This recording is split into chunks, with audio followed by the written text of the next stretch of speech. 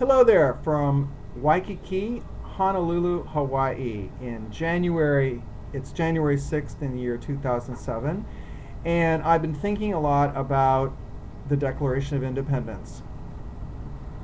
Since 9/11 and the Patriot Act, we have lost our freedoms. We've lost our liberties. We've lost our divine rights. We've lost our equality, if we ever had it. And we've lost an awareness of who we really, really are. The people who are running the show, the media, the politicians, even the businessmen, keep telling us who we are and who we're not. They're not, on the whole, telling the truth. They are not really telling us what our founding fathers knew, most of our founding fathers and our founding mothers, and others with them, like Thomas Paine and Benjamin Franklin.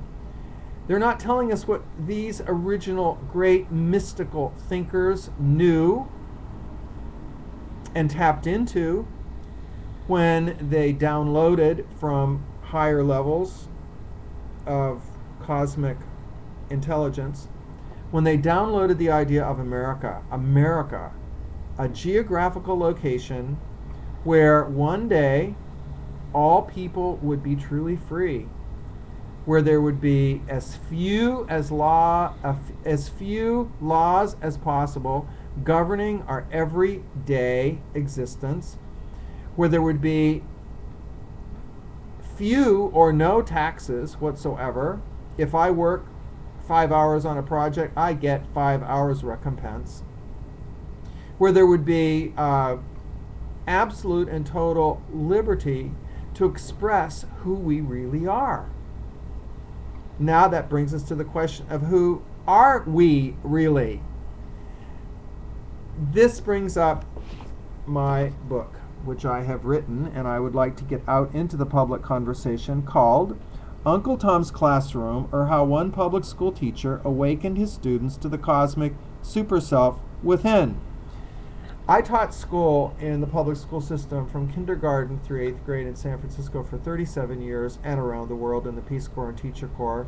And I discovered that children are not being taught who they are. What children are being taught in the history books and even in just regular everyday classroom experience is they're being taught that they're worker bees and that they must either work to survive and fit into the economic merry-go-round as good little capitalist worker bees, or on the other side, they're consumers and they need to focus on consuming and consuming and consuming. Herbert Hoover called the new consumer, which public relations people in New York City and marketers created, basically the idea of the consumer. He called us, or not us, but he called the consumer the happiness machine that is never satiated, which demands more and more products to satiate them. Anyway, we are not any of these definitions. In fact, in the back of my book, I say, government has defined me as a citizen who must fit in and follow the rules. Organized religion has tried to define me as a sinner who must repent and suffer and sacrifice to gain some kind of grace. Darwin defined me as a lump of human flesh that evolved mysteriously somehow from the apes. Capitalism defined me as a laborer, a customer, or a consumer. But in this curriculum of the cosmic super self, I, along with my students in San Francisco, came up with a brand new definition of who we are and of what liberty is. And they go together because who we are is so much bigger than what the controlling systems tell us. Big business does not tell us who we are. It tries to tell us what we want, and then it tries to help us get what we want. but it's a closed loop. Organized religion also usually doesn't tell us really who we are. They tell us who we should be based on their rules and dogmas. And what we did in my classroom, in Uncle Tom's classroom, was we opened up the debate. We opened up the classroom debate, and we allowed the children to explore who they really are. And we came up with a new Declaration of Independence, which I would like to read here. And it's called A New Declaration of Independence for the Cosmic Super Self, because ultimately we are the universe. We are the cosmos, evolving intelligence and self-awareness. We are the entire, these are the hands of the universe. These are the eyes of the universe. You are, I am, we are the universe. Extending, we are. And what's the source of the universe? Well, it's what we decided to call, since you can't use God in the public school system, the cosmic super self. So here's the new declaration for the cosmic super self. There are moments in the course of all human affairs when we as a race and also as individuals find ourselves at a crossroads. This third millennium is one of those transformational moments. We are poised at a pivotal point in our evolution as a species. The cosmic super self is calling us to wake up to who we really are while there's still time. We are being invited to step forth now and declare our total and absolute freedom from the past. The choices we make today will influence and affect many generations to come, so it is incumbent upon us to declare our divinely ordained independence now. We are the ever-unfolding divine extensions of the one all-powerful super self of the universe. We are the living, loving rays of the one divine I am, shining forth as radiant expressions of cosmic consciousness, incarnating in the flesh.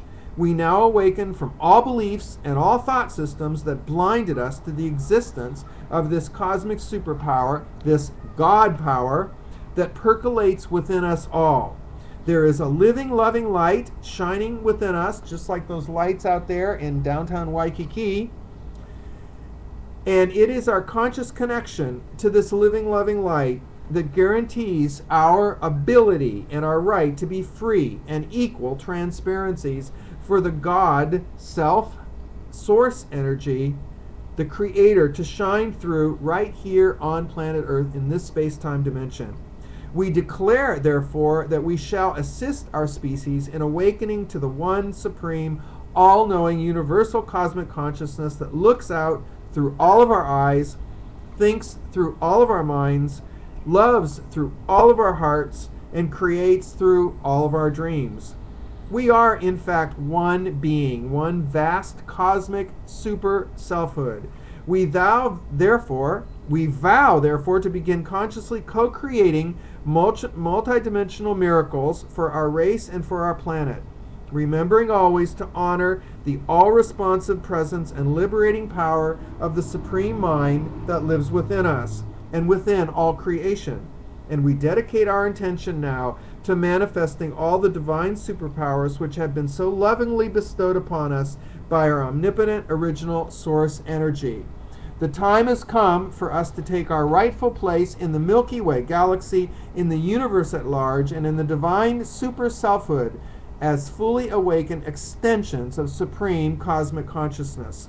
We shall become fully realized masters of this quantum field, which is the divine ideal and the divine plan. We will accept full responsibility for the quality of life we choose to co-create here on planet Earth, for we now know that the future of our race depends on what we all do today. We owe it to ourselves, our country, our planet, especially to our young people, and especially to the one vast super self of God out of which we come, to create an enlightened society, an enlightened nation, and an enlightened world that will finally, once and for all, be truly awake and free. And how do we begin? We begin by waking up our children, by no longer teaching them to be Uncle Toms. If you would like to read more about what we did in the school system in San Francisco to awaken to our true cosmic super selfhood,